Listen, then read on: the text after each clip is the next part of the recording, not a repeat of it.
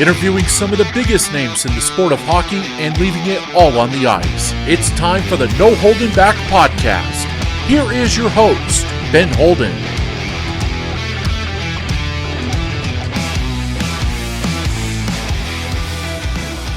Hi again, everybody. Welcome into the Sin Bin, an all-new edition of No Holding Back. Great to have you with us wherever you're watching today. My guest today, joining me from Eagan, Minnesota, is Pat Micheletti. Pat, how are you, my friend?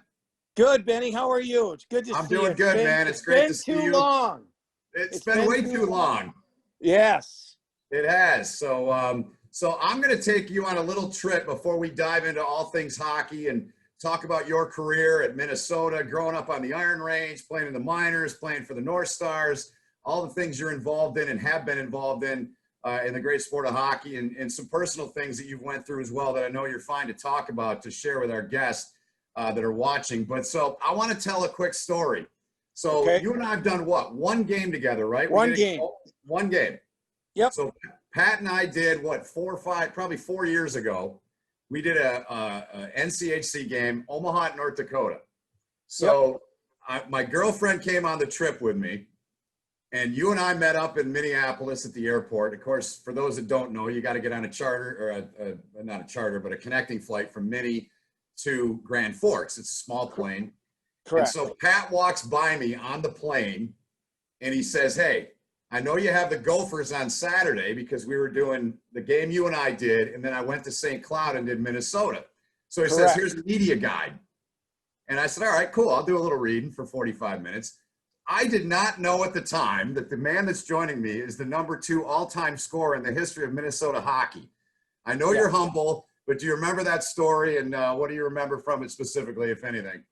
Well, first of all, I was like, I was really thrilled to get the opportunity to work with you, because I've seen you broadcast so many games, and listen, I've broadcasted a lot of games with a lot of different people, but honestly, you are one of the best I've ever worked with. So I was nervous, and to break the ice, I gotta, I knew you were calling the game the next night, and I wanted to, help you get prepared a little bit, even though you probably didn't need any, but it was a good way to break the ice for me. And I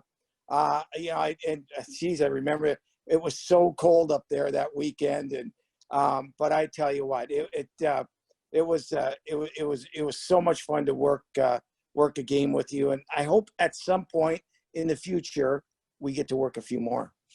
Well, I did too, Pat. And for the record, Pat Micheletti from 82 to 86, 162 games. All he did was put up 120 points, or 120 goals, and 149 assists for 269 points. That is second all time in the proud and rich history of Minnesota Golden Gopher hockey. That is awesome. So you just triggered something else in me, Pat. So your brother, for those that don't know, Joe, and he's done the Rangers forever. I've worked one game with you and one game with your brother. And the game I worked with your brother was Game 5 of the Stanley Cup Finals with the late, great Dave Strader, who was one of my mentors, one of my heroes, and your brother, Joe. I'm still bitter, Pat, because that game went to triple overtime, and Pittsburgh ended up winning, and I was booked on Game 5 and Game 7, and of course Detroit won the cup in Game 6 in Pittsburgh. You get that opportunity, you get a taste of it, and you want more and more. And Dave Strader, Joe and Dave worked together for a lot of years doing the Stanley Cup Finals for the European feed, or the Armed Forces Network, whatever. International feed. Yeah, the national feed. Yeah. And Dave was so good. He is sorely missed. He such a gentleman, such a great guy, and I think taught us all a little bit about broadcasting. He certainly did. He taught me a lot when I was a young guy at Channel 50 here in Detroit. But let's get into I want to take a little trip down memory lane. I'll never forget that. I'm like, oh my God, this guy's the #2. I didn't know that. Like, that was awesome, man. So good stuff. Take us back to, as I like to do on these, Pat, I kind of like to go from point A to point B as much as we can within an hour or so of these shows. You're from the I'm going to use the phrase again, hockey rich, tradition rich. just culture. You're from the Iron Range. For those that don't know, tell us what that was like for you growing up there as a kid. Well, for me, back when I was younger and in high school and growing up, the Iron Range was it was doing very, very well. There were a lot of people up there, and in return, there were a lot of really, really great hockey players up there in every city up on the Iron Range, from International Falls to Grand Rapids to Virginia, Evelyn. It was just loaded with great players, and a lot that went on to play college hockey and in the pros. And so we had filled arenas every night. In fact, in Hibbing, we have a 4,000 seat arena, and one of the most beautiful arenas in the state. And so it was really competitive. It was really good hockey, and just a ton of great players throughout the years growing up. And it was probably the most fun I had playing hockey. I'm sure you could probably take a sheet of paper, let's say like this, yeah, and probably fill that up, Pat, with the number of guys that you played with that have come out of there. Who are some of the more prominent guys that you played with in your younger days and in your high school days? Well, I'll stop you there and tell you a little bit about. See, Hibbing was the only rink on the Iron Range that had ice in the summer. Okay. Really? They kept the ice in for 6 weeks during the summer. So that being said, every other team, every other town, all the high school guys would rent ice, right? So Grand Rapids would come, and just, no coaches, just, they'd rent the ice for an hour. Virginia, because we're all in close proximity, no more than 40 miles apart, right? Right. And for me, as a young kid, I used to hang around the rink all the time. That's all I did, because I knew, when the Grand Rapids guys came over, they might have 11 guys that night. Well, they'd need a 12th. These were high school guys, right? I was 8, 10 years old. And so they'd need another guy. I'd go on, right? And we're talking, I remember when Evelyn in Virginia used to come over. John Harrington, right? From Virginia. Yes. Coached at Denver, and now the women's coach, Olympian, played at UMD. Mark Pavlich, right? Another 80 Olympian. Well, I used to go on the ice with these guys, and I was just a young little punk. And that's where I really learned the game and learned different ways to play and how to go about it, and different moves and, vision, what to look for. I learned that from all of these guys. And, that was, hey, listen, you don't, in a town of Hibbing with about 18,000 people, you, as a young kid, you played sports, and for me, it was hanging around the rink. So I credit all Bill Baker, another Olympian from Grand Rapids. Yeah. The list goes on. And I got a chance to learn and get to know these guys. And they said, hey, you better show up. We have the ice Tuesday night. I don't know if we have 10, 11, 12, 13 guys coming, so we'll need an extra body. And I tell you what, that's what really helped me, get my game to a higher level, and was really helpful to me. That is awesome. I was not aware of that. I mean, we've known each other a long time, and like we talked about in the beginning, we've worked together and admired each other's work from a distance. So I'm going to stick with that. So one of the things that we're going to get into later is to get Pat's perspective on development in the minor leagues and how important that is. That was your minor leagues, it sounds like. It really right? was.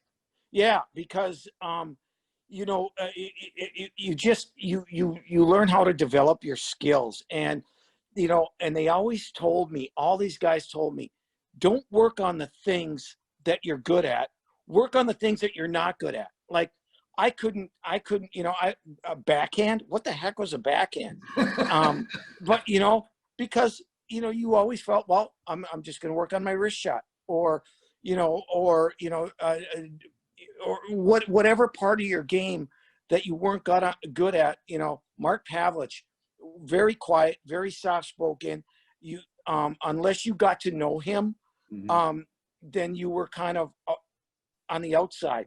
But I was just hanging around him, and I got to talk to him and learn. And, you know, he just, you know, he taught me, you know, get to the middle of the ice, you know, open up a little bit, you know, all these things that people weren't doing at my age. Well, I tried them, and you fail, but you keep working on them.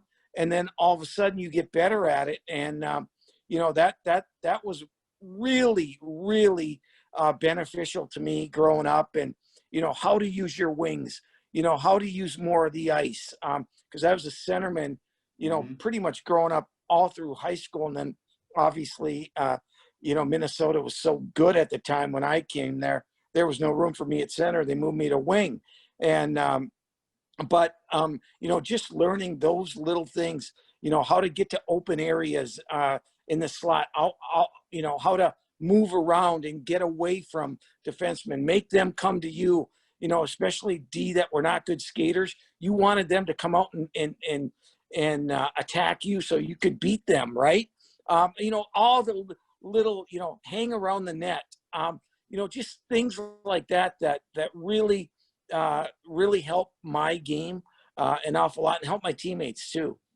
That's awesome stuff, Pat. Pat Micheletti, our guest here today in this episode of the Sin Bin, No Holding Back. And so talk to us a little bit about your family. We touched on your brother, Joe. For those that don't know, kind of give us a feel of what your family was like. And were all of you guys hockey players? How did that go? Well, you know, I grew up in a family of 9, and I was the 9th of 9. All right. My mother was pregnant from 30 to, or was it 29? Yeah, 29 until she was 47. We had 9 kids. It was like bam, bam, bam. And you know, we lived in a tiny 3-bedroom house in Hibbing. And, you know, can you imagine 9 of us? No. You know, my mother, honestly, Ben, you know, she went to heaven on a bullet. We would go through 60 quarts of milk a week, if you can believe that, right? Wow. And we had, you know, the kids started school at different times. So she would wake the older ones up, make them breakfast, make their lunches, get them off to school. And then the next wave would get up and do the same routine. And, you know, she did that for years on end. And I mean, you can imagine just the battles we had in our house, you know, for food, for, you know, for boots, for you name it. And, you know, we had a tradition in our house over Christmas that, you know, everyone would play except for my mother. She'd be in the house cooking, but my father would play, my 2 sisters would play, and then the rest of us boys. And we'd play a street hockey game. And I tell you, no holds barred. If you were in the way, you were going in the snowbank. But you know, those were the great times. And it really, you know, for being the youngest, they didn't care, you know. No. And you know, so that's what gave me some competitiveness. And you know, I learned so much from all of my brothers, and all of them played hockey except for one. One played football, oddly enough, at the University of North Dakota. And one there, and he played football there. But the rest of us all played hockey, all on scholarships. Thank God, or else, you know, who knows where we would have ended up. But yeah, so it was you know, I'm forever indebted to all my brothers, all, you know, both my sisters, and you know, my parents, who did just such a great job of raising us. And you know, it's funny. 2 of my brothers, obviously, Joe and Don, who was a draft pick of the Washington Capitals, probably should have been the best pro of all of us, decided not to play after college for some unknown reason. That, you know, another story on another day. But both of them were captains at Minnesota. Both of them won national championships. And, you know, I grew up, you know, following them at Minnesota. I knew every nook and cranny. of Williams Arena, which is now Mariucci Arena, which is no longer the, obviously they've built the new ones in 92 or 91. But so Minnesota really, in essence, didn't even recruit me. Okay. I went on 6 visits that were allowed under the NCAA guidelines at the time, went everywhere but Minnesota. And they talked to me and hi, but it was almost at least known to some or known to them or really not known to me that I was going to go there. Right. And I remember Mike Sertich coming to watch one of our games. Corey Millen. You remember Corey Millen? Oh, yeah. Yeah. Minnesota, had a great career, Olympian. Yeah. And we had this big rivalry game, Minnesota or Hibbing versus Cloquet. Mike Sertich comes down to talk to Corey Millen after the game. And he kind of walks right by me. He says, hi, I've known Mike, a long time. And he goes and talks to Millen. And then he walks right by me. He said, I'm just letting you know right now, I'm not recruiting you. You're not going to come here. You're going to Minnesota. Yeah. And that's it. And so UMD didn't even recruit me. And that's a college that was 70 miles from my hometown. Yeah. And I'm like, okay. And it was just, everyone just thought I was going to go to Minnesota. Okay. And here Minnesota's not really even talking to me yet. Right. And I ended up going to Wisconsin, and Bob Johnson was the head coach there. Yep. Well, Wisconsin kind of had the same feeling, same thought process. Well, his 2 older brothers went there, both captains, national champions, blah, blah, blah. He's going to Minnesota. And so Wisconsin brings me in, and Grant Stanbrook, who was a great guy, great assistant coach, he and Mike Kemp, long-time coach at Omaha. Yep. They said, well, Bob wants to have lunch with you. I'm like, okay. And so I go to lunch with Bob Johnson, and the only thing Bob Johnson says to me is, what about this guy? What about that guy? Tell me about this guy. All Minnesota guys that he's recruiting. Dave May, Jim Johansson, Marty Wiedela, Ernie Vargas, all these guys. And I'm like, wait a second here. What about me? But it was so obvious that they weren't going to offer me a scholarship, but he just wanted to pick my brain about other guys. And sure enough, all those guys ended up at Wisconsin, but it was really, really a different time. And these coaches, they kind of knew what they were doing. And sure enough, I ended up at Minnesota, but there's some of the interesting stories of the recruiting trail back then. That's awesome, man. That's great stuff. So your family reminds me a little bit. I'm going to go sway a little bit here. So like yourself, somebody I've met through work, Sheehan Stanwyck. Her full name is Sheehan Stanwyck Birch. So Sheehan played lacrosse at Georgetown. Her family had 9 kids, her mom and dad, and every one of them played Division I lacrosse. I mean, she's arguably one of the best women to ever play the game. Her brother won the Tewaaraton, the equivalent of, in the hockey world, the Hobie. That's amazing, man. So how would it work for your brother when he ended up going to North Dakota to play football? He must have taken a lot of moving for that. Hey, you know what? It's so funny. You talk about, in hockey, you need to be aggressive. And this guy, honest to God, he played in the street hockey games, right? And he had zero care factor. And if he had to hurt you, he'd hurt you. And I mean, hurt you, right? And, but for some reason, he never got into hockey like the rest of us did. He's the 3rd oldest brother in the line. And, but it was very strange that, he never picked up on it. The only one in our family not to.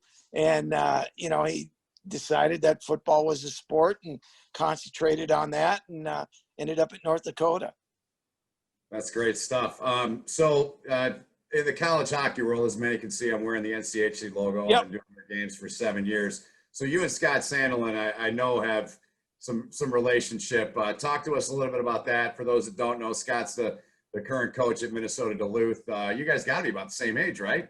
Yeah, we are. We grew up together. We played growing up since we were mites, and in all the sports, and Scott and his older brother Jim, who is my brother Joe's age, were good friends and played all the sports together too. Jim didn't play hockey, but he played football and he ended up being a basketball player. They played baseball together. Really good athlete, and but Scott, Scott was really good for me growing up because, as you know him, he's very stoic. He's very close to the vest. He does the right way, and he was really good, and allowed me as a player to be a little bit more offensive, take more chances, because he was one that, okay, I know I can do this because Scott's there to make sure everything's good on the back end. But I tell you what, he was part of a power play that we had. He played the right side on the power play, and a guy who ended up playing at North Dakota, Mickey Krumpetich, really, really good player. And then my line mates who were twins, the Hooper twins. I think we had a power play that probably went 70 to 75% on the year. And I mean, think about it. We had, we had 5 guys who played Division I hockey. You remember this school, Illinois Chicago Circle, Val Belmont. Yep. And both of them went there, and Mickey and Scott go to North Dakota, and I go to in Minnesota. 3 of us were drafted, right? Mickey by the Hartford Whalers, Scott in the 2nd round to Montreal, and me in the 9th round to Minnesota. It was, I tell you what, it was so much fun, to play with those guys. And Scott was, he just, he didn't take any of the limelight. He just played his game and was a really, really good player. And, obviously Hobie Baker candidate his senior year. And we had a lot of fun together. But you know what, when he played at North Dakota and I played at Minnesota, and here's the difference a lot in today's game, is that even though we were best buddies growing up, when we played against each other, it was, you know what, if I have to hit you and hit you hard, or if I have to, we have to do whatever you have to do to win. And that was kind of the mindset of the player back then. And I don't know if it's changed a little bit, but I tell you what, we had some fierce battles back in the day. I have no doubt. As you know, I've talked to Sandelin a lot. We've done a couple of these actually. So I wouldn't have messed with him as a player, but I've heard a few things about you, Pat, in terms of the way you played the game, and sharing what you're sharing with us. It makes sense. I mean, you grew up around these guys on the '80 Olympic team. You had 9 kids in your family. You're the youngest. You had to fight and scratch and claw for everything. How do you best describe yourself as a player? I know that's a question a lot of guys don't like, but how would you best describe yourself the way you played the game? Well, I'll tell you what, Ben, I'm not a big guy, as you know. I probably played at 170 pounds in college. And listen, I knew where you needed to score goals. I knew where you needed to be. And, and that's around the net. And so, I was an immature player to a certain degree, but there was a kind of a method behind my madness. If I got a lot of penalty minutes, as you probably know, but I've heard. But you know what? I kind of did it in a sense that, if you came near me, you were going to get it. You were going to get, a cross check, a slash. Because I had to let the bigger defenseman know that, I needed my area. And if you come at me, you're going to get it. And it bought me time. It bought me space. And it kind of showed that I wasn't afraid to be there. And I and I'll bring my immaturity into it. Sometimes it got me in trouble, and I got too many penalties.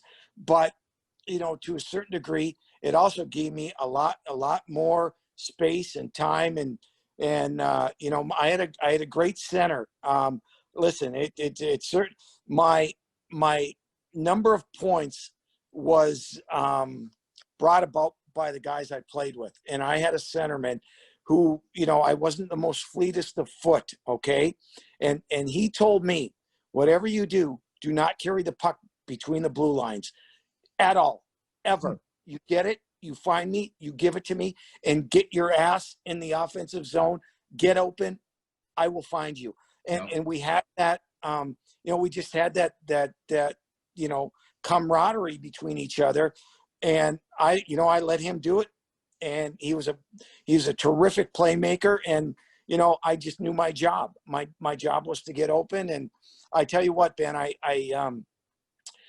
getting to that point where I became a goal scorer, I was the first one on the ice every day, with the bucket of pucks, me and another guy, Paul Broughton, of the famous Broughton family. And we used to shoot, we used to get about 10 feet out. And what we would do, and literally every day before anyone got on the ice, is we would pick spots, not in the net, but pipes, right? Yep. Roll, high, middle. And we would work on our accuracy every day. And then, at the end of that, when guys started coming on the ice, well, I would grab an old stick, right? And I would stand right by the net. And guys, before the coaches got on the ice, guys would just be warming up and going around, around the rink and shooting pucks in the net. Well, I'd stand by the side of the net, and I wouldn't let them score.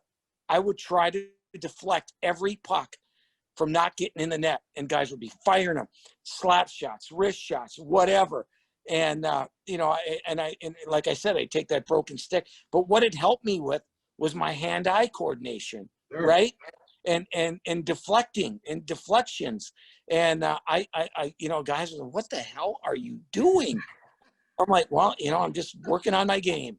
And so, as seasons went along, and the guys were used to, it got a little bit more like a game, and they would shoot the pucks harder, or, in different areas. And, and I would just try to, with my stick, just going around and, trying to deflect them or stop them or whatever. And, laugh as you might, but it was really, really helpful because, guys shooting the puck from the point, that was an art back then and a skill. It's harder to get pucks through now with the way, guys defend. But back then, the shots would be coming from the point, and you better know how to tip it and deflect it and redirect it and all that stuff. And, that was just a part of my game that I needed to develop. I developed and was very beneficial to me.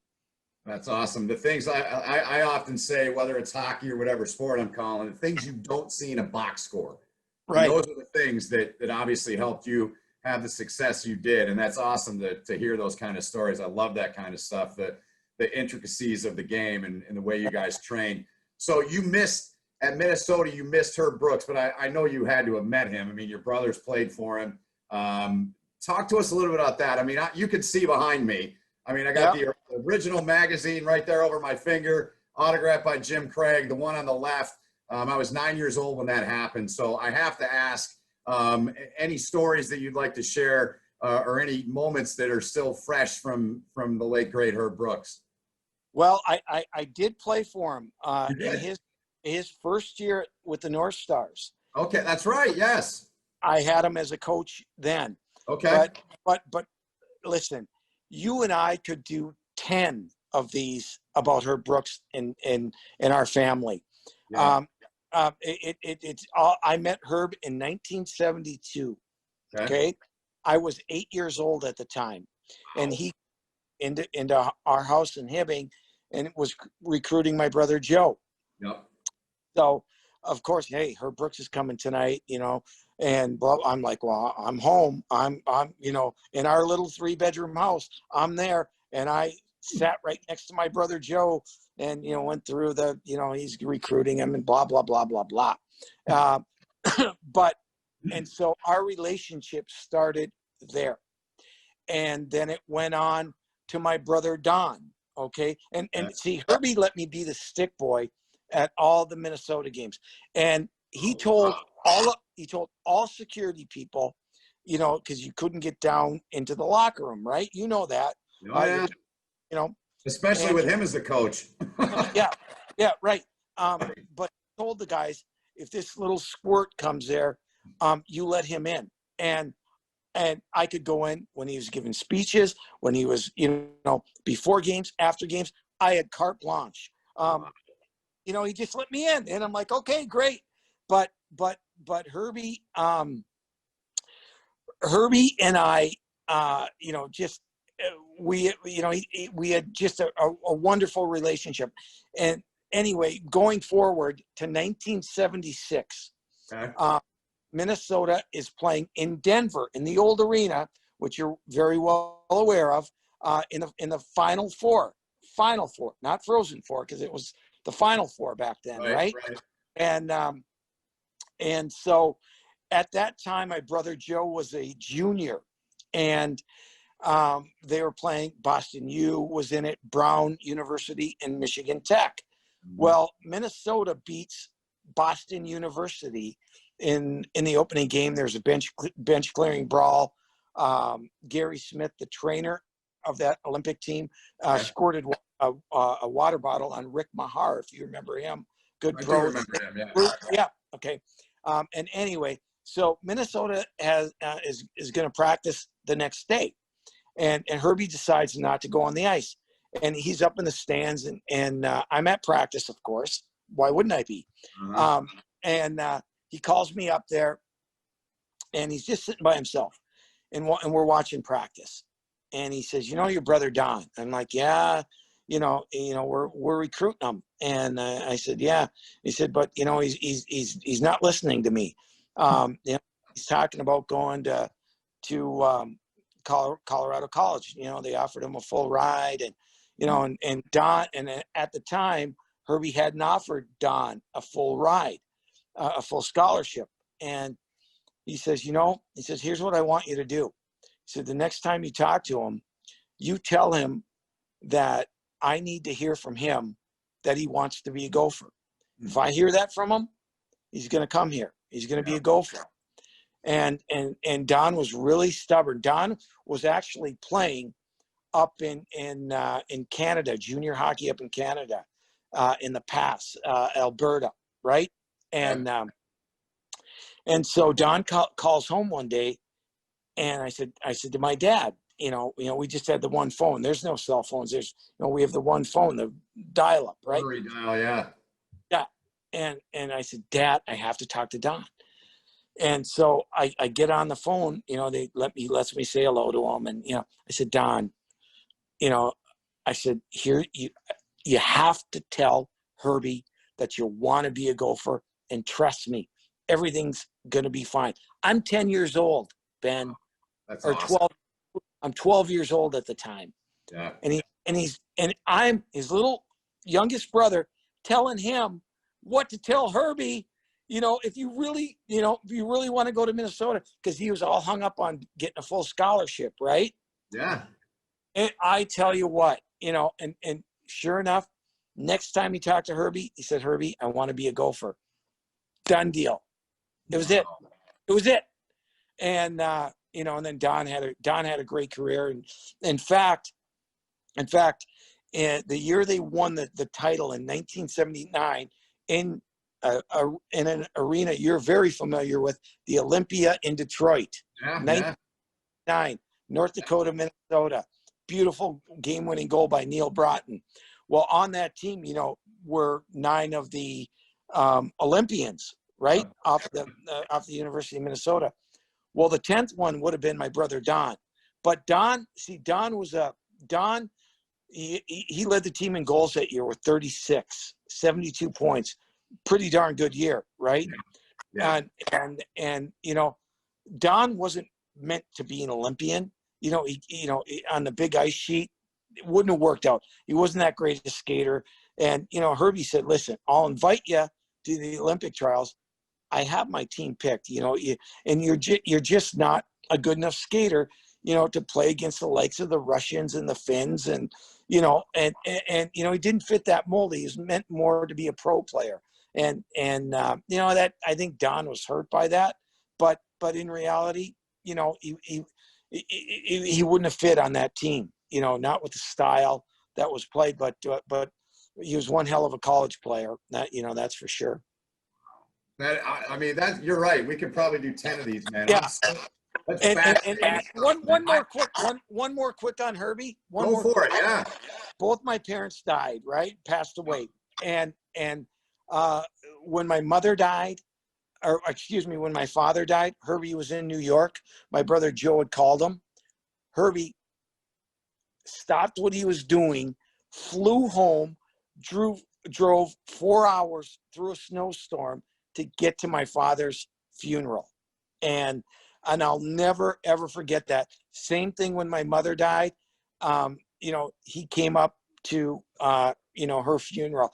You're not going to find many people who do that, and I tell you what, my father was kind of a mentor to Herbie.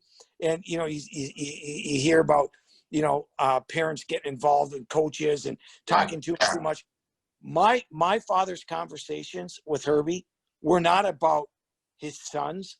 It was about life and philosophy. And, and Herbie really leaned a lot on my father, which I found really, really interesting. Never talked about, hey, you got to play Joe Moore in the power play. Hey, why isn't Don in the lineup? Anything like that ever. It was all about, different ways to handle people and how to act and, all those things. And he was really, really special to our family. In fact, the day Herbie died, my brother Joe, myself, and my oldest brother Tom were with him at the Hockey Hall of Fame golf outing. And Herbie was with the great John Mayasich and that group. Bobby Hull was up there. Brett Hull was up there that day. We had a really great group of people. And Herbie decided to go home after the dinner. Okay. It was mid-afternoon. And I was going back to the cities that day also. This was up in Evelyn, Minnesota, and at a golf course up there. Mm-hmm. And it was really odd day, Ben. I get a call from the radio station. I'm about 45 minutes behind Herbie, and I drove right past where he went off the road and passed away. And it was I was in complete utter shock, like the rest of the hockey world that day. Very sad. Wow. I knew you had a connection, but I did not know it was that deep, man. That is fascinating stuff, man. I could talk about, because the reason I fell in love with the sport, Pat, was because of that team that he coached and he built. Simply put, period. I fell in love with the sport at 9 years old. I was like, I'm done. I'm not playing anymore. And it's crazy. When I played for him, I was around him all the time, right? Okay, growing, all that stuff. And then finally, I'm playing for him. And, he knew me like inside and out. Right. And here I am. I get called up. I'm up, and I'm on the bench. And as a player, you don't look back at your coach about when to go, right? Like, hey, put me out there. Well, I constantly did that, and I kept looking at him. I kept looking at him. Finally, you remember JP Parisi, right? He was the assistant. Yep. After one of the periods, JP came up to me and says, "Hey, you're driving Herbie crazy. You should have known better. He'll put you out there when he wants to put you out there. Don't look at him." And after that, I'm like, oh, I'm a young rookie at the time, right? I want to play. I want to play all the time. And so yeah, that, so I used to drive Herbie crazy too. So I'm guessing he was a little bit harder on you than he was when you were the stick boy back when you were 10 or 12 years Oh, old. yeah, it was just, it was always, and, but I tell you what, he talk about a guy who helped you learn about the game and how to play. And, I mean, he was a mastermind. He was just a mastermind at not only the mental part of the game, but, the physical part and he was just a wonderful, wonderful person, wonderful coach. And, you really had to understand Herbie if you were going to succeed under him. Wow. Again, that's fascinating. We may have to do another 2 of these to just tell some stories about that. Yep. And some of your former idols, man. That's pretty cool stuff, man, to hear. So let's touch on the Minnesota days a little bit. Again, number 2 all-time scorer. The guy sandbagged me. He's like, here's a media guy. And I look, I'm like, you gotta be kidding me. But now that you're sharing it, it's just awesome, Pat. It's so always so much fun to talk with you. So yeah. The college experience. So you touched on earlier here in the show about, the preparation. You were 8, 9, 10 years old around all these guys, Pavlich and all these, Bill yeah. Baker, all these guys around the Olympic team. So that certainly prepared you. What helped you develop and be able to go on and play in the pro level at Minnesota? What are some things that you learned along that part of your career as a player while you're playing, as they say in Minnesota, at the U?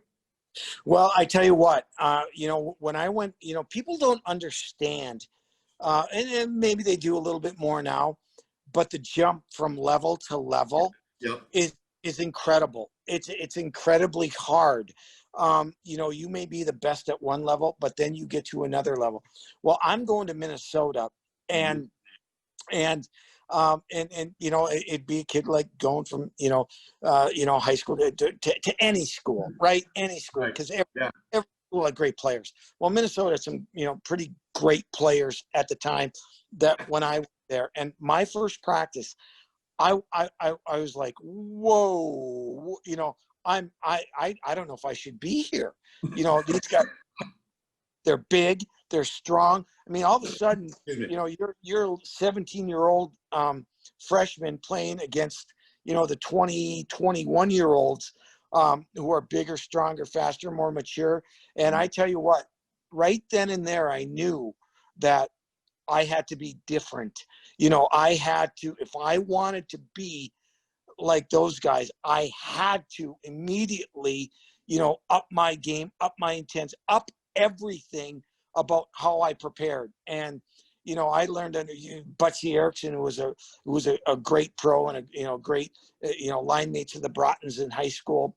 Mm-hmm. He took me under his wing. Scott Bukestead, another guy, Steve Griffith, all these guys were Olympians too. And really kind of showed me the ropes and it was either put up or shut up. And, I had to have, I borderlined on confident and cocky and, and it was a risk because, listen, when you're playing with older guys, you respect and you learn but I was like, man, if I want to play, if I want to be in this lineup, I got to be like that. And so I kind of took a risk and was a little mouthy, was a little, I had to find my way to get accepted, but I also had to back it up. And so that was a real, listen, you get knocked down, but you have to show them that you're ready to get back up and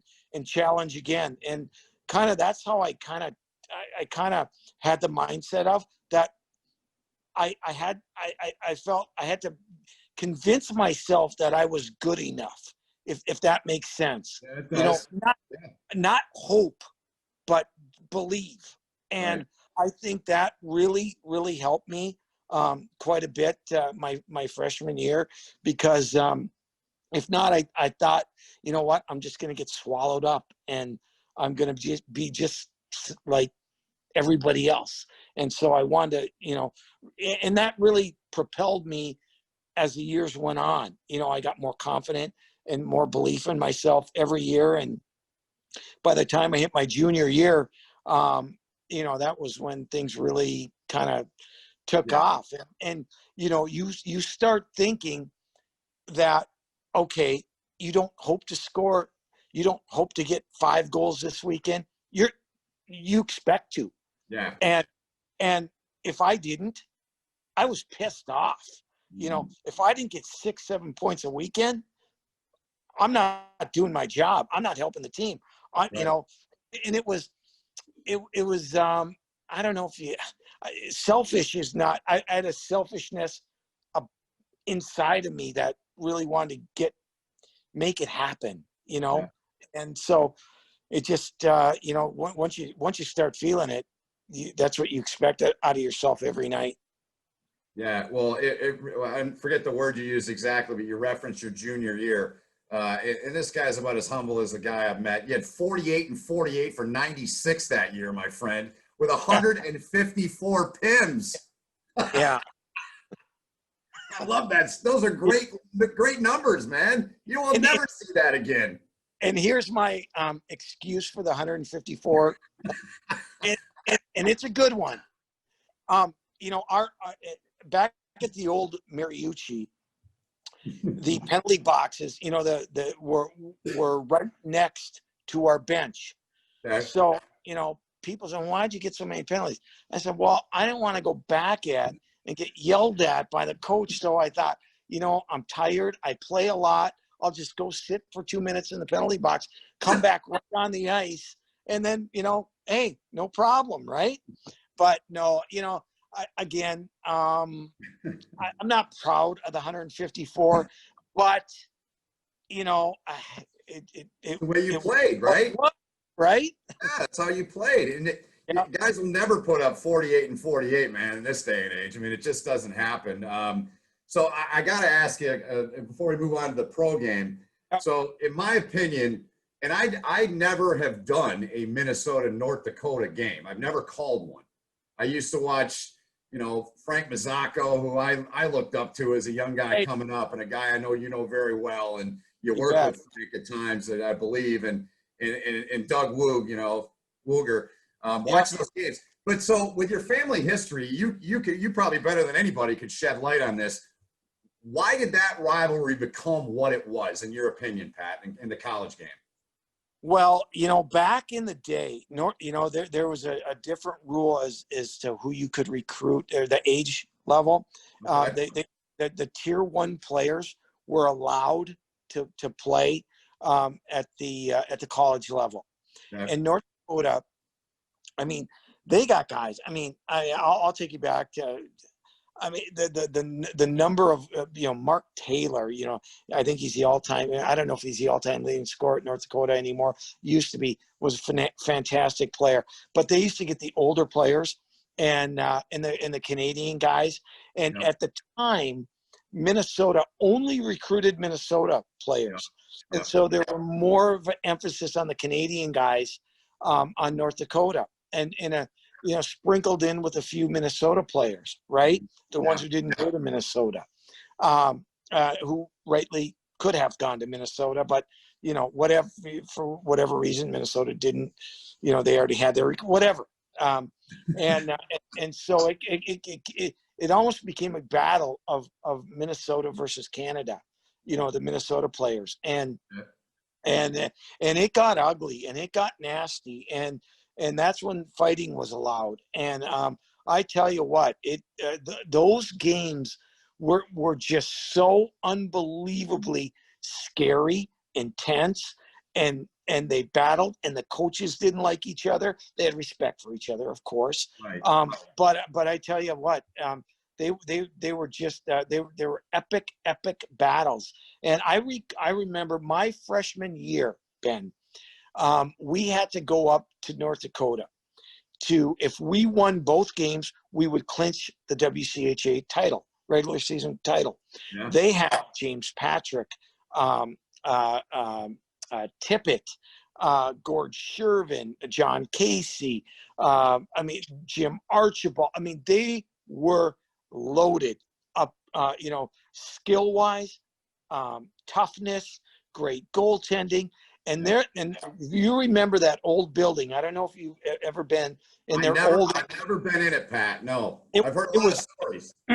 It was like a miniature Met Center that the North playing, but the rink was smaller. It was like literally, they had no corners. It was like playing in a closet. There was no neutral zone. I mean, it was ridiculously small. And it sat about, I don't know, 5,000 max. And so we get up there, Ben, and I'd never been there before to play a game. I've been in their arena, to watch a game. But locker rooms are right underneath the stands. And, the guys are telling me, hey, you're not going to see it. You're not going to believe or understand anything until you're out on the ice, until you get in the locker room. Well, we get there by, we take our bus from the hotel to the rink. And I look outside the bus, and there's a line of students, probably 2 blocks long, because students got in free there with their, student back then. Yeah. And out drinking and, having a few beers, having a great time. And we get off the bus, and they're throwing stuff at us. I'm like, oh my God. This was the biggest series in college hockey, no question, that weekend. And we get down the locker room. I'm getting dressed, and all of a sudden I heard it's honestly like a stampede. They let the students in, and they're all trying to get to their seats. And I'm like, and honest to God, I am shaking. We get out for warm-ups. The whole rink is packed. For warm-ups, it's packed, right? And Anyway, long story short, we swept them that weekend up there, if you can believe that. Wow. By 1 goal last night, and win the WCHA title.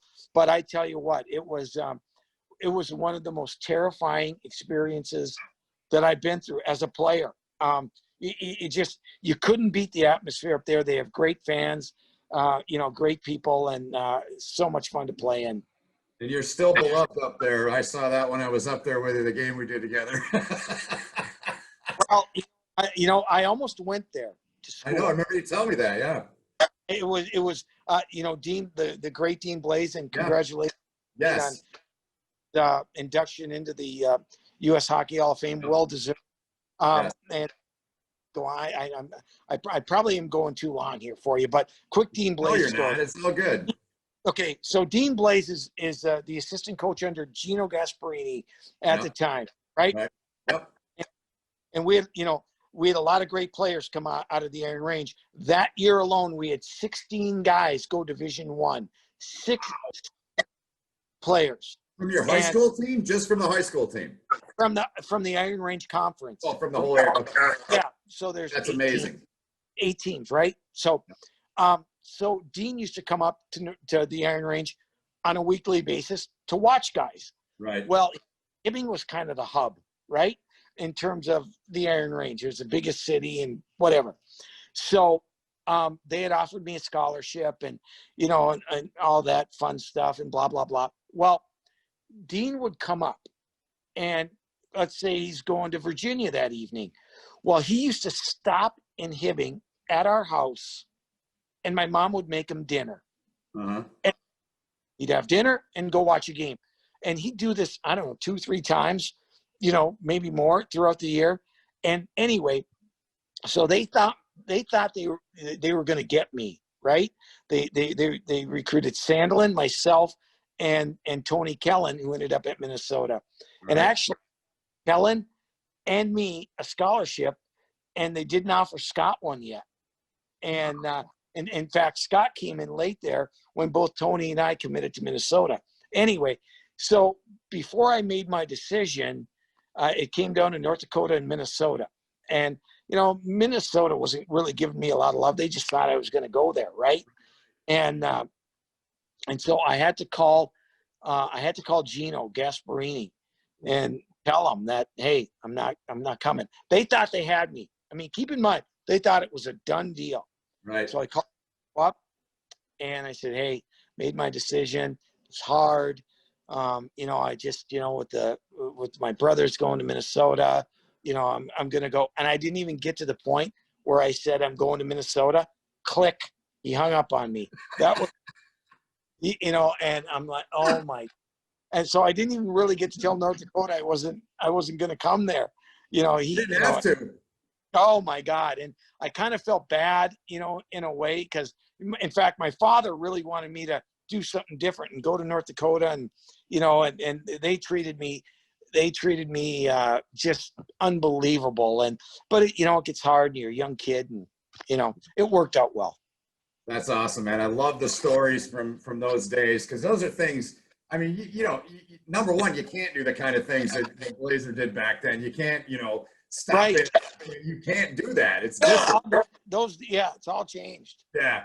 So let's touch on the pro days. So 85, 86, you signed with Springfield, one of the great franchises in the history of the American League.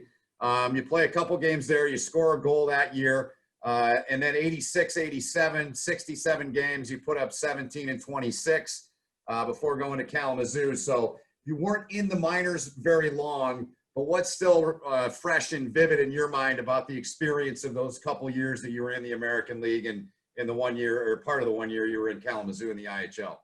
Well, you know, I'll bring you back to my junior year in college. Okay. And I'm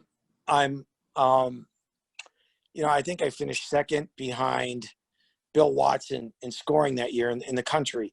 You know, Hobie, right? That year? I was a Hobie candidate. And Bill Watson won it. Yep. Yeah, Bill won it. Yeah. You know, but Ray Stazak, you remember him? Yep. Yeah. Okay. Anyway, there's a bunch of free agents. Ray Stazak, Chris Shahaki, who ended up playing with Detroit for a little bit, played at Michigan Tech, Adam Oates. Those three were free agents, right? Yep. And here, Bill Watson, he was drafted by Chicago. I'm drafted by the North Stars. Right. Well, that was really one of the first big college free agency signings, right? All, you know, Stazak signs with Pittsburgh. Adam Oates signed with Washington. Then he said, Washington. Oh, you're right. Yeah, Washington. Yep. Washington. Yep. And Shahaki signs with Detroit. Right. And all of these guys get big money. You know, I think Stazak ended up getting like $250 to sign, right? Bonus. Back then. Big. Yeah. So I get a call from the North Stars. You know, they had drafted me, and I got drafted out of high school. And in the 9th round. Yep. One more round, and I'm a free agent. Right. Right? Think about it. I get that big money then, right? Yep. Didn't matter. I'm going to get it because I was second in the country in scoring. I would have got it. Right. The North Stars call me and they say, listen, you can sign. We'll sign you, but we're going to give you the same money next year, no matter what you do. Wow. And so I had no leverage. I had nothing.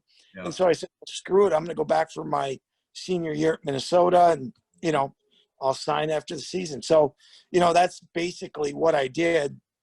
And, you know, I mean, it is what it is. And, you know, but, you know, that was a great free agent class that year that were really the first ones to get some of that big money coming out. And, you know, now, you know, with the rules changed, if you don't sign after your junior year, you can become a free agent. Well, they didn't have that rule back then. But, you know, I was happy, obviously, to be drafted by, you know, my home state team and be a part of the organization. And, you know, the unfortunate thing was, you know, when I got called up, and I think I was up 20 games that year or something like that, played in 12 with the North Stars. They had Dino Pirelli there and, you know, Hall of Famer. Yeah. We're the size. We're the same player. You know, I knew that, listen, you know, I'm not going to unseat him. I'm just not. And so, you know, that's why I opted after my second year to go to Europe and play in Italy. But you know, listen, as a 9th rounder, you're not supposed to make it. You know, right. I kind of tried a few odds. I got my chance to play, and you know, it was wonderful. It must have been pretty awesome for you, though, Pat, in that 87-88 season to put on that sweater. One of the great, I know you'll tell me it's the greatest of all time in the history of the NHL. One of the greats to play and wear great uniforms, I'm trying to say. Oh, North yeah. Star. Tell me what still is the most fresh thing front and center of your mind about having the opportunity to do that, albeit the short time you did, but what still stands out the most? Well, I got hurt in training camp that year. I was in training camp. I was leading scorer, okay, in camp, in the exhibition games. And Yeah. I'm like, how in the hell can they send me down? There's Right? no way. Well, Minnesota switched farm clubs that are, affiliates that year. Instead of sending guys to the American League in Springfield, they sent, Kalamazoo was the spot, right? Love it. Right. Love Kalamazoo. I love Kalamazoo. Yeah. Anyway, they send me down to Kalamazoo, start the year. Fine, whatever. I go, well, first exhibition game down there before the season starts, I tear ligaments in my knee. So I'm not even, then they had me come back up, and I rehabbed up in Minnesota with the team and blah, blah, blah. When I got healthy, they sent me back down to Kalamazoo, that I was expecting that. Well, I go down to Kalamazoo, and I think I played 8 games. The first 8 games, I had 12 goals. And so they're like, well, Minnesota's doing bad. They had no choice to call me up. Well, before they called the day they called me up, Ben, we had a trip from Kalamazoo to Peoria. They called that morning. We were already on the bus to Peoria. And so we get to Peoria, and we're playing. I get 3 in the first period, right? And second period comes out, and John Marks is our head coach, longtime Chicago Blackhawk. Mm-hmm. And he doesn't play me. I'm benched. I'm like, what's going on here? Right? So I didn't play the last 2 periods of the game. I'm like, geez, I got 3 in the first period. Yeah. Right? And so I take a shower after the game. I'm pissed off. I'm like, what's going on? He said, come here. And he said, I didn't want to tell you, before the game, but, Minnesota called you up. You got to catch a flight. Right when we get back, and we got back at like 4 a.m. I had like 2 hours. I had to get, and so that was my experience of being called up. 6-hour bus trip from Peoria back to Kalamazoo, or 5 hours, whatever it is, and then catch a plane and had to play against the Quebec Nordiques that night. I didn't sleep at all. It was, a dream, right? You dream of that. And, so that was my experience of getting called up and playing my first game with the North Stars. That's awesome, man. First goal, you had 2 goals in 12 games, 8 penalty minutes, and we're a +2, I'll add. I'm a nerd, so I respect the plus minus. First goal, I'm sure you still remember it. Tell us what you remember. Well, it was my first goal should have been the first game I played against, but I was so nervous, Ben.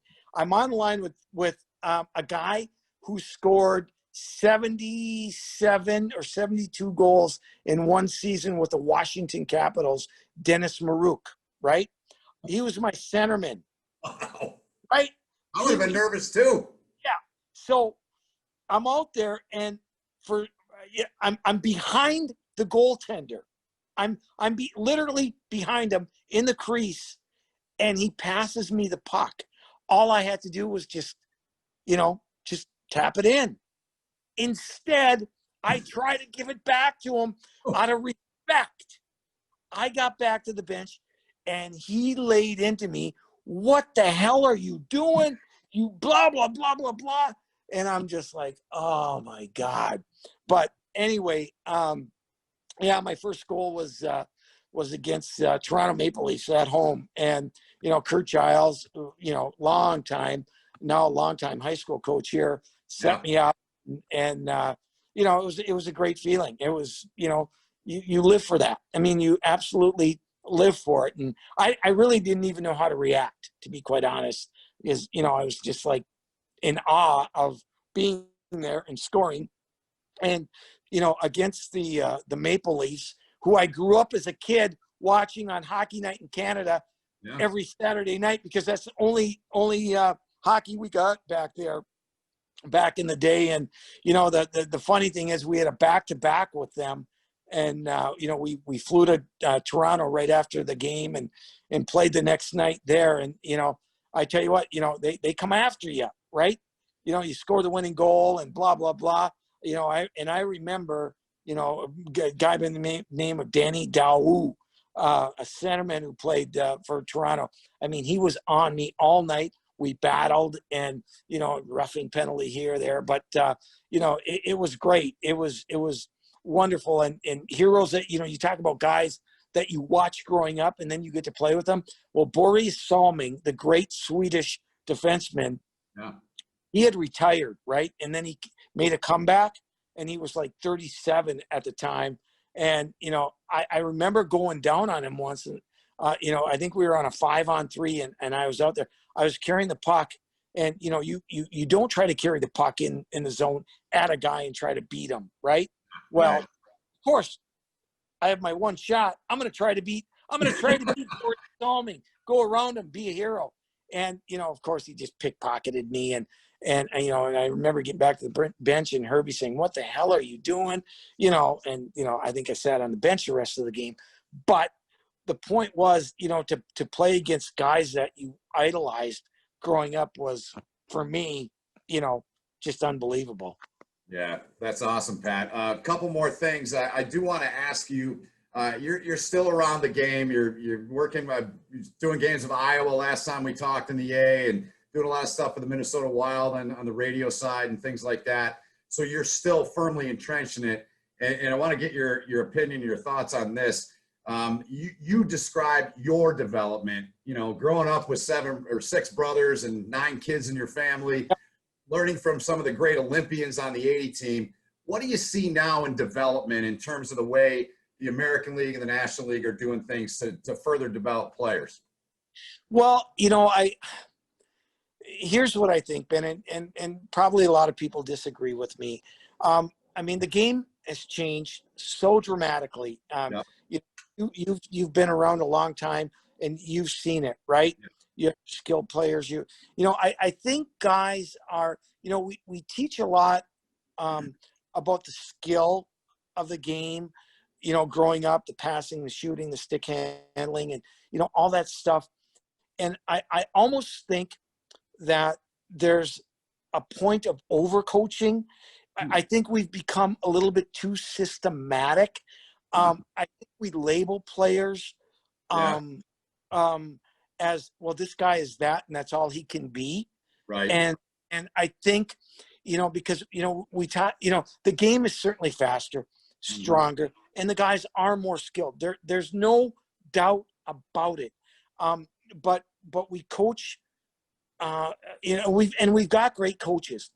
They're all great. And there's no question about that. But, you know, you talk to a lot of coaches. I talk to a lot of coaches, you know, and I see a lot of, well, you know, God, we got to get to 2 tonight. We got to get to 2 tonight. We get to 2, we'll win the game, you know, and there's been, I think, more of an emphasis put on the defensive part of the game. I miss that from the 80s, where it was run and gun, where it was, you know, listen, you know, you saw your skilled players of the Edmontons, the Pittsburghs, the you know, the New York Islanders. You know, I miss that part of the game a little bit. I think we're almost a little bit too afraid to open it up a little bit, and we you know, we coach defense. Well, this guy's not going to play because he can't defend. Well, he's not a 200-foot player, and I think there's more. You know, we teach the skills, but then once they learn them, then we start teaching the system part of the game, and we lose a little bit of that. That's my opinion. I think fans want to be entertained. Not that you can't have a good 1-0 game or a 2-1 game. There are plenty of those, but, you know, I just think that a lot of the skill development then gets lost as we get as those players move up levels. And I miss that about the game. I like that perspective because look, I'll probably get in trouble for it with a lot of people who don't agree with that style. But you know what? To me, it's, I don't know if it's because there's so much emphasis on winning, and that's the formula for how to win, that they feel they have to coach a certain way. But that's me. Well, I like it personally. I like the part I like is like, look, when I put the headset on and I'm doing a hockey game, I want to see 5-4. I want to see 7-6. Coaches are yanking their hair out. They don't want to see it, but I like that part of. I love great plays. I love seeing players make great plays. To me, there's nothing better than seeing the skill of a player come out, and to me, that's the sport. Yeah, I'm with you. Your thoughts, just in a bubble, pun intended. What have your thoughts been on the way the NHL's handled things with a bubble and how that's worked? I think it's phenomenal. I think they've done the best job of any sport. I know soccer did a good job. The NBA has done a good job. To be really, really honest with you, I'm very, very concerned about going forward. Until we get a handle on this thing. The bubble has proven that it works. Right. I don't know if they'll be able to do it at the college level. I'm worried about what's going to happen. I know there's a pause in the college season, which I think is probably a smart thing to do. Listen, you and I want to be in the booth, right? We do. And we want everything to get back to normal. Yeah. I talked to some people in the NHL the other day. I don't think the NHL is going to start until January 1st, to be quite honest. I'm with you on that, Pat. And then what are they going to do? Are they going to travel? And what does that look like? And we all want fans in the stands. What's that going to look like? Can NHL teams make it, financially? And that's a real big concern because they rely on gate, they rely on sponsorships, and not so much the TV contract like the NBA has, the MLB has, and the NFL has. And so, that I'm concerned. I'm concerned for college hockey. And some of the schools that don't have football that can help ease some of the expenses of their programs, right? I didn't name the teams. I think some smaller schools that both you and I deal with, and I don't want to see college programs fade away. And so I hope and pray that we find a solution to this thing because it affects everybody. Yeah, me too, man. I'm right there with you. Lastly, before we close things out with our 2 minutes in the bin, and a little bit about being in the bin. For it, yep. So our buddy Bruce Siskey, Minnesota-Duluth radio guy. Bruce is a great guy, one of the great dudes in hockey. So we were, three of us, a little back and forth, not much last night on Twitter, but so this is going to air probably a week or two later.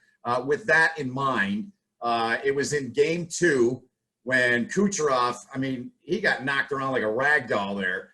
What would have happened, Pat, in your day? What would have happened after Jamie Benn hit him the way he did, basically blindsided him, he went spinning around like a corkscrew? What would have happened back in your day? Well, pretty obvious, right? It wouldn't have happened because, there would have been maybe a brawl, or maybe that guy wouldn't have been around very much longer in that hockey game. And here's where, the ongoing talk or feud or debate about what fighting was in the game, right? Yeah. And to me, I miss it a little bit, and I'll tell you why I miss it. Right? Yeah. Steve Yzerman was not going to get hit from behind. He wasn't going to get cross-checked in the net. And because if he did, well, Bob Probert would have been there, or Joey Kosher, or what I'm the guy, right? And what scares me now, Ben, and what I've seen and broadcasted, and you've seen the same thing, is that the checking from behind, Ben, never occurred in the 80s. Never. Because players respected one another, and there were no masks or cages or whatever, and you just didn't do that. If you did, you were going to feel the pain. Trust me. Yeah. You know that. And what I don't like to see now is I don't like to see Sidney Crosby out for 35 games because he got slashed. I don't like to see Kucherov out. I don't like to see any of the great players, the players that we come to the rink to watch, not play because I can go out and cross-check them and put them out and have no repercussions for it, right? Yeah. And so our great players need to be playing the game, and without getting injured. Injuries occur, but not by cheap shots. They shouldn't happen by cheap shots. And what Ben hitting Kucherov, that's brutal. That should not happen in our game. We need our stars to be stars and marketed and played and show what they can do. And that's why I didn't mind having the enforcer back in the game back then, because that stuff didn't happen to Gretzky, Lemieux, and the great ones. And what did we see, Ben? We saw unbelievable fun hockey. Yeah. Old Smythe Division games, man. I love those. Right. I mean, to me, it's like in baseball, for those that say, and look, I'm not a proponent of just dropping the mitts and fighting, but in baseball, a brawl, you throw at a guy, that's part of the game, man. And I think that fighting does belong in the game in that sense, because I love what you said. And I think that's 100% accurate, Pat. I think that there's not enough. I mean, players get along and it's friendly and all that, and that's respect. But on the ice, there isn't enough respect at times like that, like you said, man. And every time I'm in the broadcast booth, and there's a check from behind, and there's not a game misconduct called or a major called, and then you talk to the off-ice officials or whatever. Well, the angle, I don't care. You're putting somebody's life in jeopardy. You're not respecting your opponent, and when you're not doing that, I have no time for it, Ben. I just it really drives me crazy, because guess what? You think back, hey, that could have been me. That could have been me. And or my child, my son, my daughter. Exactly. Yeah.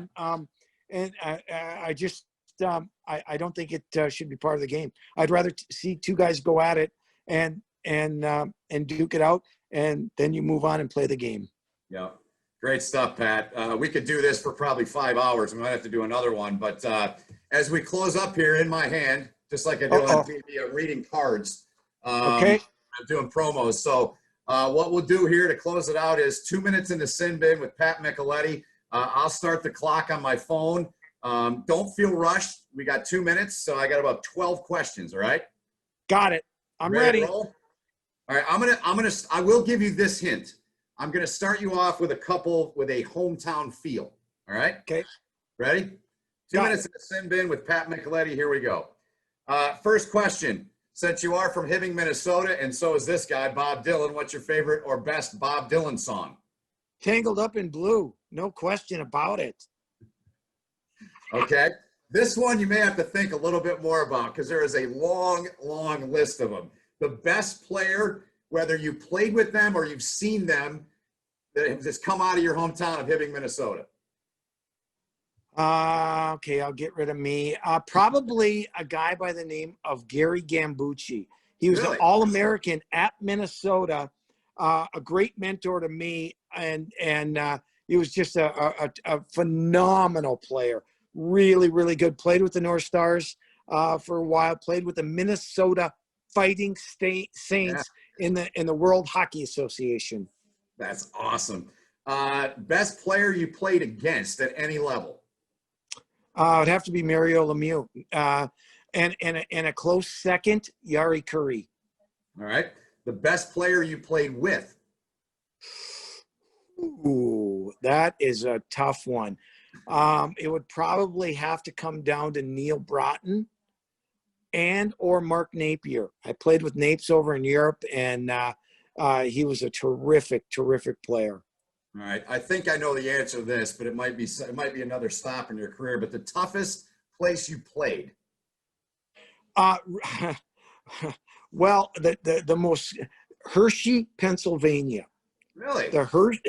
Played against the Hershey Bears there, right? Quick story. Drop the puck. Puck goes in the Hershey zone. Their goaltender, Darren Jensen, a former North Dakota goaltender, falls down. I get it. I tap it in, and there's the whistle had blown. I look at center ice.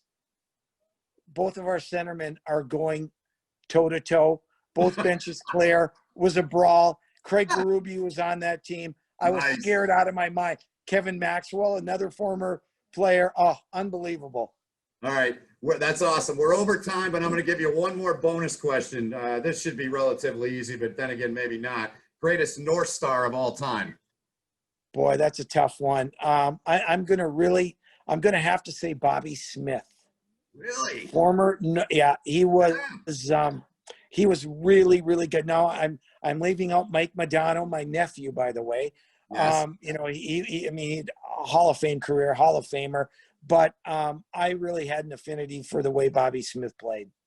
All right. That was an extended version of 2 Minutes in the Sin Bin with Pat Micheletti. Pat, we got to do this again, or maybe we should just start doing our own thing, man, and doing these things, because I love talking with you. It's been awesome to get to know you over the years, and I really appreciate your time in doing this. It's been a lot of fun, my friend. Well, I tell you what, I said it at the beginning of the show. I'll say it now. It was my honor to work with you. There are none better than you, Ben, and you should be in the National Hockey League calling games because you are the best, my friend. Thanks for having me. You're very kind, Pat. I appreciate that. Hopefully we'll get to do it again soon, and that'd be awesome, man. So all the best to you and your family. Stay safe, all those things, and appreciate the time, my friend. Yep, take care. Thanks, Benny. All right. Pat Micheletti joining us here today on No Holding Back on this episode on the Sin Bin. Until next time, Ben Holden saying thanks for watching.